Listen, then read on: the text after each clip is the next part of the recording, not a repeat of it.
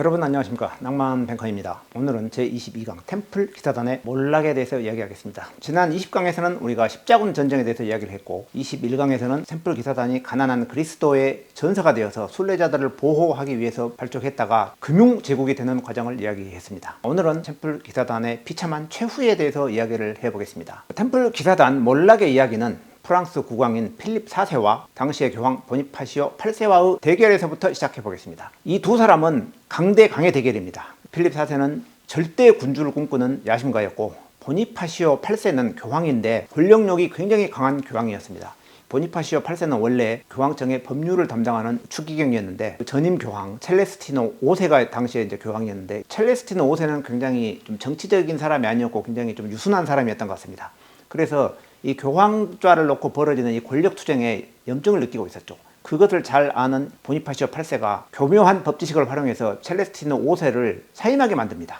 그리고 자신이 교황자에 오르게 됩니다. 그리고 첼레스티노 5세를 사실상 감금을 해버립니다. 감금을 하고 자기가 교황자에 오르니까 이제 자기의 정통성이 좀 부족하지 않습니까? 그래서 보니파시오 8세의 정통성을 부정하고 첼레스티노 5세를 다시 교황자로 올리고자 하는 그런 세력들이 있었습니다. 그래서 이 보니파시오 8세는 첼레스티노 5세가 다시 옹립되는 상황을 막기 위해서 첼레스티노 5세를 완전히 감금하고, 사실 첼레스티노 5세는 그 이후에 얼마 되지 않아서 사망합니다. 그러니까 보니파시오 8세가 암살을 했는지도 모를 일이죠. 그리고 첼레스티노 5세를 옹립하려고 했던 가문들을 완전히 초토화를 시킵니다. 특히 그 중에서도 이탈리아의 명문 콜론나 가문이 있었는데, 이 콜론나 가문이 보니파시오 8세의 즉위가 부당하다 이렇게 이제 주장을 하고 첼레스티노 5세를 옹립하려고 하는 세력의 선두에 있었습니다. 그래서 이 보니파시오 8세는 완전히 이 콜론나 가문을 멸족을 시켜버리고 그 재산을 전부 빼앗아서 자기 친족들에 나눠줘 버립니다. 뿐만이 아닙니다. 보니파시오 8세는 그렇게 굉장히 교묘하고 악랄한 수를 통해서 이제 교황자에 올랐고, 그리고 나중에 피렌체도 자기 소속으로 두려고 작전을 전개하는데, 당시 피렌체에는 우리가 잘 아는 신곡의 저자 단테가 있었습니다. 그래서 단테를 비롯한 피렌체 사절들이 피렌체는 독립자치국으로 남아야겠다 이제 이런 얘기를 하러 로마로 교황을 만나러 왔는데, 교황 보니파시오 8세는 다른 사람들은 다 내보내고 단테와 단둘이 이야기하자고 하면서 단테를 로마에 묶어놓은 상태에서 그 사이에 피렌체에 군대를 보내서 사실상 피렌체를 장악해버립니다. 그리고 단테에게는 피렌체로 돌아가지 못하게 합니다. 네가 만약에 피렌체로 돌아가면 너는 즉시 화형이다. 그렇게 단테는 영원히 피렌체로 돌아가지 못합니다. 죽을 때까지 자기 고향에 못 돌아갑니다. 나중에 단테가 이제 신곡의 책을 썼을 때 이 보니파시오 8세에게 책을 통해서 복수를 합니다. 아시다시피 단테의 신곡에는 이제 지옥을 이제 묘사하지 않습니까? 거기에 보니파시오 8세에 대한 이야기가 나옵니다. 단테가 보기에 교황들은 이미 거의 다 죄인이었습니다. 그래서 머리를 땅에 쳐박고 이 세속의 권력의 눈이 먼 그런 교황들로 묘사가 되면서 다 지옥에서 벌을 받고 있는데, 특히 보니파시오 8세는 당시에 살아있었습니다. 그러니까 살아있는 사람을 지옥에 오게 만들어서 가장 큰 벌을 받게 만들면서 이제 단테가 보니파시오 벌써 지옥에 왔느냐 뭐 이런 식으로 조롱을 하고 보니파시오 8세에게 보복을 합니다. 그만큼 이제 보니파시오 8세는 교활하게 교황자에 올랐고 그렇게 권력력이 강한 사람이었습니다. 그러니까 필립 4세와 보니파시오 8세가 대립을 하기 때문에 엄청난 충돌이 있었을 것이라는 것을 우리가 알 수가 있습니다. 필립 4세와 보니파시오 8세의 대결은 돈 문제에서 시작합니다. 필립 4세는 당시 영국과 가스코뉴 영지를 둘러싼 전쟁을 치르면서 국고가 바닥이 났습니다.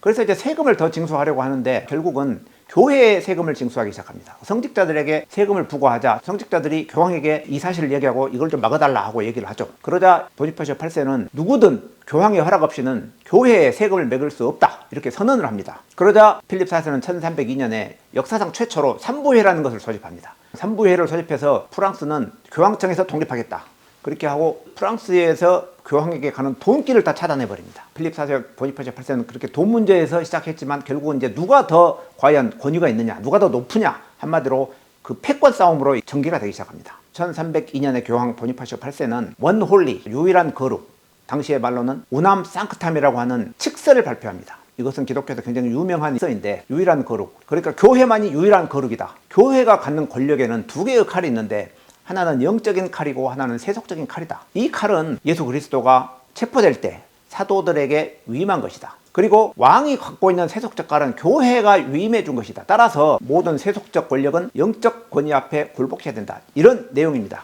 그러니까 교황 수익권을 주장한 여러 선포가 있었지만, 우남 상크탐은 교황의 권위를 가장 강력하게 선언한 선언문이라고 할 수 있습니다. 선언문은 강력했지만 별다른 반향은 없었습니다. 필립 4세는 한마디로 콧방귀를 뀌면서 바로 반박문을 준비합니다. 그러자 교황은 필립 4세를 이단으로 파문합니다. 하지만 필립 4세는 별로 개의치 않고 교황이 부정한 행위를 저질렀다는 이유로 기소를 해버립니다. 한 명은 파문하고 한 명은 기소를 하면서 이 국면은 이제 파국을 향해서 치닫게 됩니다. 파국은 결국 폭력 사태로 비화가 되는데 그 사건이 바로 아나니 사건입니다. 아나니는 로마 남동쪽에 있는 조그마한 시골 마을입니다. 1303년 9월에 교황은 아나니 마을에서 휴가를 보내고 있었습니다. 이때 필립 4세의 신복인 기욤 드 노가레가 콜론나 가문의 시아라와 함께 교황이 쉬고 있는 아나니를 습격합니다. 그렇게 해서 잠을 자고 있는 교황을 포로로 잡습니다. 그리고 이들은 이제 교황에게 교황좌에서 물러날 것을 강요합니다. 하지만 보니파시오 8세가 어떤 사람입니까? 그 말을 들어줄 리가 없지 않습니까? 그래서 그를 거부합니다. 그러자 콜론나 가문의 이 시아라가 교황의 뺨을 때리고 교황을 감금하는 사건이 벌어졌습니다. 교황의 뺨을 때렸다고 하면은 뭐 아무리 교황이 잘못했다 하더라도 어떻게 뺨을 때릴 수 있냐, 우리가 그렇게 생각할 수 있죠. 하지만 아까 말씀드렸다시피 콜론나 가문은 지금 이 교황에게 멸족을 당하고 가문의 모든 재산을 이 교황이 다 뺏어가서 자기 친족들에게 나눠줘버린 이런 엄청난 원한이 있기 때문에 사실 뺨 때리는 정도도 좀 양호했다, 그렇게 볼 수도 있습니다. 바로 안 죽이고 뺨을 때렸다는 것만 해도 굉장히 많이 참았다, 제가 볼 때는 약간 그런 생각도 할 수 있습니다. 어쨌든 교황이 감금 당하고 있자 이제 그 소문이 그 주변에 다 퍼져가지고 시민들이 들고 일어나니까 할 수 없이 교황을 풀어주게 되는데, 교황은 그렇게 해서 겨우 로마 교황청으로 돌아갑니다. 하지만 이때의 충격으로 교황은 한 달이 안 돼서 사망하고 맙니다. 아나니 사건은 교황의 권위가 굉장히 추락한 사건을 상징하는 그런 사건이라고 말할 수 있을 것입니다. 보니파시오 8세가 사망하고 베네딕토 11세가 후임 교황으로 오르지만 베네딕토 11세도 8개월 이내에 사망하고 맙니다. 그래서 다시 또 교황을 선출하는데, 이때 필립 4세가 강력하게 영향력을 행사해서 프랑스 출신 추기경인 클레멘스 5세가 교황으로 선출됩니다. 필립 4세의 영향력 아래에서 선출된 클레멘스 5세는 태생적으로 국왕의 하수인 노릇을 할 수밖에 없는 구조가 되었습니다.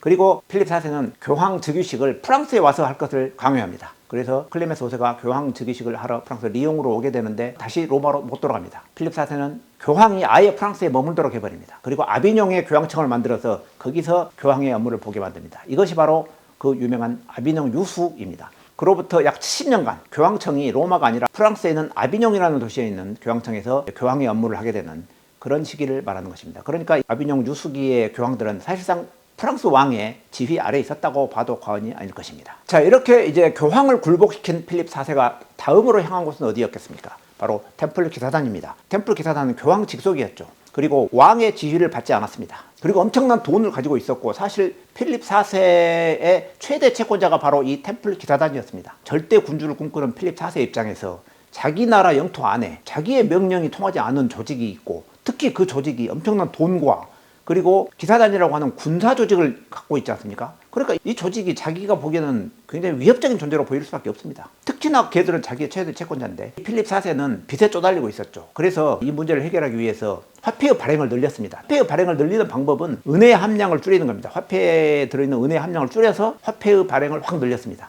그러니까 어떻게 되겠습니까? 그러면 그 돈의 가치가 확 떨어졌기 때문에 물가가 치솟죠. 그렇게 해서 엄청난 인플레이션이 프랑스에서 발생했습니다. 그러자 파리 시민들이 폭동을 일으켰습니다. 중세시대의 프랑스 파리라든가 비엔나와 같은 이런 왕국의 도시들은 성곽으로 둘러싸여 있었습니다. 따라서 밖에서 외적이 침입하는 것은 막을 수 있지만 그 안에서 시민들이 폭동을 일으켜버리면 왕이 사실 피할 데가 별로 없습니다.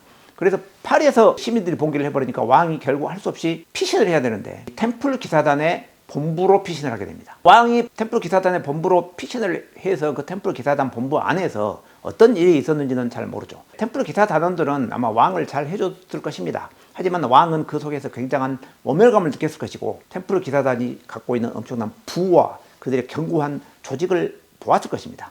그래서 이 조직이 이대로 뒀다가는 걸핏하면 자기 하나 정도는 처치할 수도 있겠다, 이런 위협을 느꼈을 가능성이 큽니다. 그래서 필립 4세가 다시 왕자로 복귀해서는 바로 이 템플 기사단을 제거할 계획을 실행에 옮기기 시작합니다. 그래서 치밀하고 은밀하게 이 제거 작전을 실행에 옮깁니다. 그리고 그 D-Day는 바로 1307년 10월 13일이었습니다. 13일의 금요일, 모든 템플 기사단이 체포된 이 날 때문에 그 13일의 금요일이 불길하다 하는 13일의 금요일 전설이 이때부터 비롯됐다는 그런 이야기가 있습니다. 1307년에 필립 4세는 전국의 지방관들에게 비밀 지령문을 보냅니다. 정해진 날짜에 새벽까지는 이 지령문을 열어서는 안 된다. 그렇게 해서 이게 굉장히 비밀리에 수행이 됐고, 바로 1307년 10월 13일 지령문을 연 관료들이 보니까 그 지방에 있는 템플 기사단 전원을 전원 체포하라, 이런 지시가 있었던 거죠. 그래서 그날 새벽에 템플 기사단 단원들이 전부 새벽에 잠자다가 영문도 모른 채 끌려와서 전부 체포되는 그런 일이 벌어졌습니다. 이게 바로 1307년 10월 13일에 있었던 일입니다. 자, 이제 템플 기사단원들을 체포를 했고, 그 다음에 이제 왕은 이들의 유죄를 이제 입증하고, 그래야 템플 기사단의 조직을 자기가 뺏고 그들의 재산을 뺏을 수가 있으니까 이들의 유죄를 입증해야 되지 않겠습니까? 그래서 왕은 이들에게 악의적인 프레임을 씌웁니다. 그 악의적인 프레임은 이단이라는 프레임입니다. 자, 왕은 템플 기사단에게 악의적인 프레임을 씌우면서 세 가지 혐의를 씌웁니다. 하나는 이들이 입단식에서 십자가에 침을 뱉는 그런 신성 모독적인 행위를 했다. 그리고 또 하나는 이들이 바포메트라는 우상을 숭배했다라는 내용입니다. 그리고 세 번째는 이들 간에는 동성애가 만연하고 있다. 이런 혐의를 씌웁니다. 전부 다 굉장히 충격적인 내용이고 그 당시에 금기시되고 있는 그런 내용들입니다. 당시에 그 엄격한 기독교 사회에서 굉장히 혐오스럽고 충격적인 내용이 아닐 수 없습니다. 그리고 이때 말한 이 바포메트라는 우상은 나중에 바포메트라는 우상을 상상해서 그렸을 때 머리는 숫 염소의 머리를 하고 있고 몸은 여성의 몸을 하고 있는 괴물처럼 묘사가 됐는데 당시에는 뭐 그런 것은 아니었던 것 같고, 이 바포메트는 그 당시에 프랑스 사람들은 마호메트를 바포메트라고도 불렀다고 합니다. 그러니까 아마 바포메트를 숭배했다고 하는 것은 마호메트를 숭배했다. 그러니까 이들이 이슬람 지역에 가서 활동을 했지 않습니까? 오랫동안 이슬람 지역에서 활동을 하면서 이슬람의 신을 믿게 되었다. 이슬람 신에 오염되었다. 이런 주장이라고 말할 수도 있겠습니다. 그리고 이제 이러한 이들의 혐의를 입증하기 위한 수단으로 과거에 템플 기사단 소속이었다가 어떤 이유로든지 거기에서 탈퇴된 사람들, 그러니까 쫓겨난 사람들일 가능성이 큽니다. 거기에 불만을 가지고 있는 이 사람들을 매수해서 이 사람들이 자기가 템플 기사단에 있을 때 이들이 신성 모독적인 행위를 했다, 동성애가 많이 한다, 이런 얘기를 이제 소문을 퍼뜨리는 겁니다. 그렇게 해서 이게 마치 사실인 양 이제 확신이 되고, 그리고 가혹한 고문을 이 체포된 기사 단원들에게 실시해서 이들이 자백하게 만듭니다. 거짓 자백을 하도록 만듭니다. 결국 이 기사 단장이었던 자크 더 몰레까지 고문을 못 이기고 거짓 자백을 하고 맙니다. 그러니까 이제 기사 단장까지 자기들이 이런 짓을 했다고 자백을 하니까 템플 기사단을 옹호했던 여론도 결국은 분노로 돌변하고 맙니다. 그렇게 해서 진실은 묻히고 이 악마 프레임이 프랑스 사회를 지배하게 됩니다. 이때 이 템플 기사단을 위해서 나선 어떤 국가도 어떤 조직도 없었습니다. 그리고 왕은 자기의 꼭두각시나 다름이 없었던 이미 아비뇽에 와 있는 클레멘스 5세를 압박해서 기사단이 이단이고 이들의 해체를 결정하도록 만듭니다. 교황 클레멘스 5세는 내심으로는 이들이 이단이 아니라는 것을 알고 있었습니다. 그래서 내부적으로는 템플 기사단에게 템플 기사단은 이단이 아니다 하는 문서를 보냈습니다.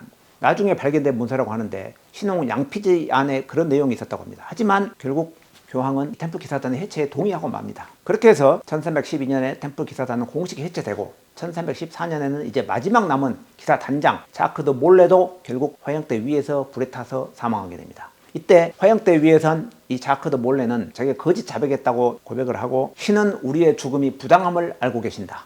클레멘스 5세와 필립 4세 너희들은 곧 신의 심판을 받게 될 것이다. 이렇게 저주를 퍼부으면서 결국 사라졌습니다. 그런데 이 자크 더 몰레의 그런 저주가 있는지 한 달도 안 돼서 교황 클레멘스 5세가 사망하고 또 그 해를 넘기기 전에 필립 4세도 사망하고 말았습니다. 그래서 사람들은 자크 더 몰레의 저주가 실현되었다 이렇게 믿었다고 합니다. 템플 기사단의 몰락은 이제 중세가 끝나고 근대가 시작되는 하나의 상징적인 사건이었다고도 볼 수 있습니다.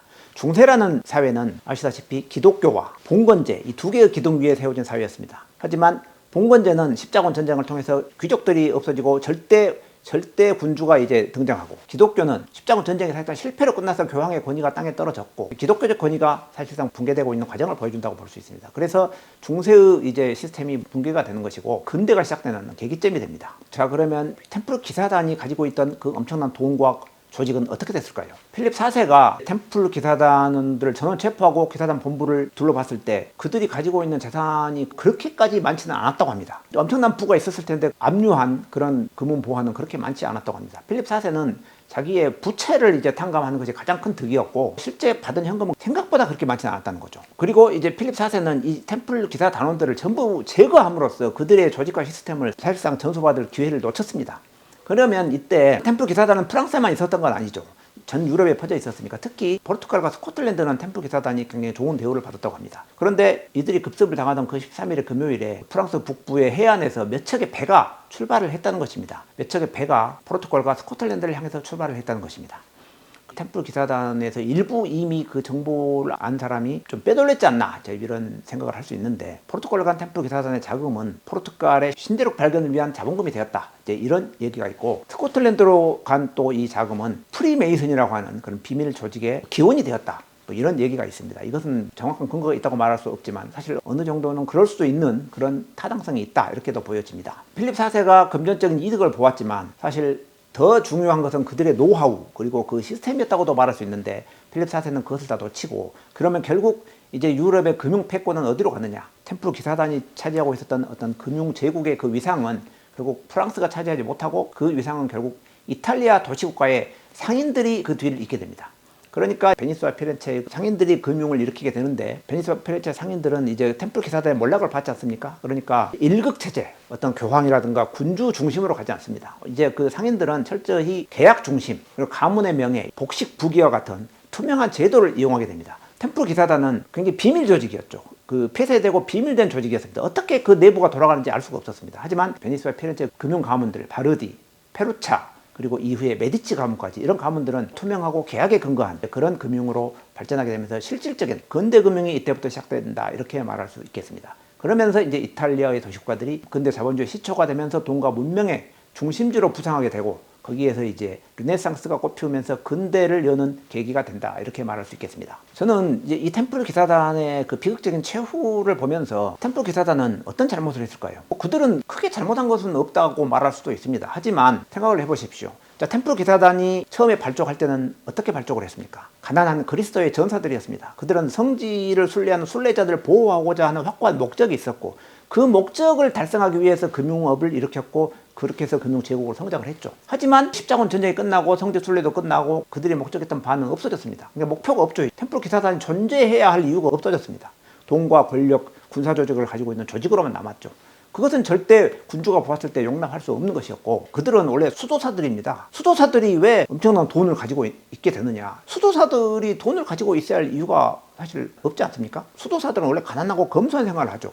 그래서 사람들은 템플 기사단을 믿고 거기에 돈을 맡겼던 것입니다.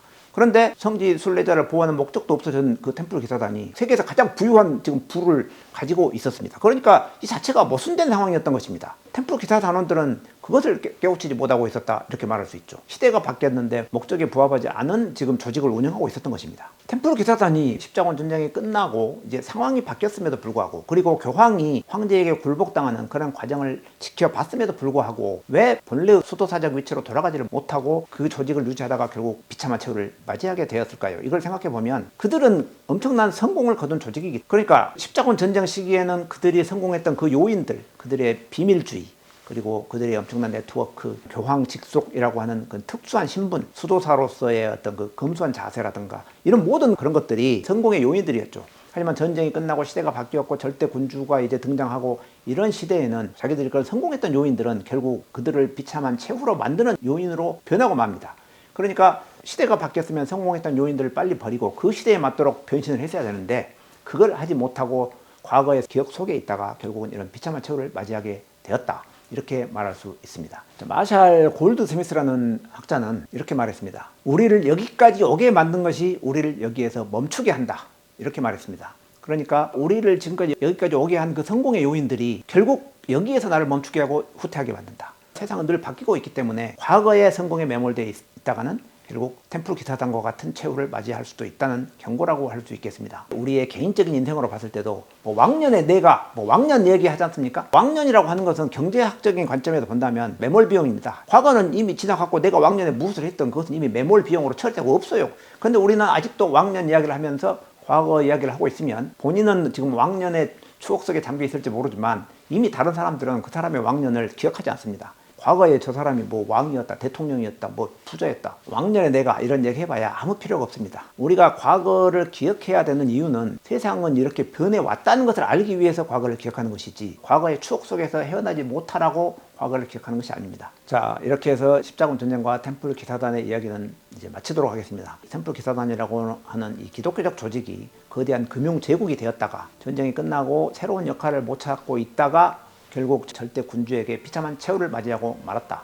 그리고 그 이후에 새로운 금융 패권은 이제 이탈리아의 도시국가들, 베니스와 피렌체와 같은 도시국가로 넘어가게 되고 이제 피렌체와 베네치아와 같은 그런 이탈리아의 도시국가들이 새로운 돈과 문명적으로 등장하게 된다는 말씀을 드리면서